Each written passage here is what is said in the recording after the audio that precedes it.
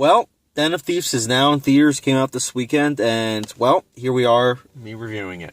Den of Thieves stars Gerard Butler. Everyone else in the film is pretty much C-list actors. Gerard Butler, I don't even know if I would consider him a B-list actor, considering he hasn't really done anything lately that's been really substantial. But he stars as a rough and dirty cop who, so, if you've heard of the phrase black and white, he's more in the gray, although, in my opinion, he was more in the black, where it was like, you really thought, you could tell that the story was trying to flip it, where it's like he was a bad guy, and then the actual bad guys are the good guys, or at least that's how they're portrayed. And this film follows him, Gerard Butler's character, as he's trying to take down these heist members, as they're getting ready to pull off one big heist.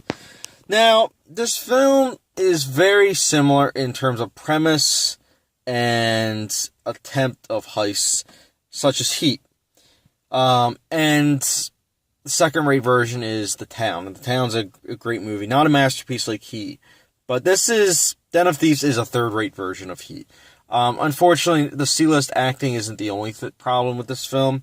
It's also the fact that this film is 140 minutes and easily could have been only 90 minutes. Because the characters really aren't that fleshed out. Like, you understand right away that the director is trying to portray the bad guys as more like good guys, so you can understand where they're coming from. And then the good guys, they're more of like bad guys because they're the ones that themselves are also breaking the law in order to stop the other people that are breaking the law. And I understand what they're trying to do, but at the same time, there wasn't any gray in this film. There was a lot of just, this is this, flip-flop it. And I just didn't think it did a good enough job because, again, the characters were not fleshed out, and the acting was just meh, I thought. In fact, I'd go so far as to say Gerard Butler was a bit miscast.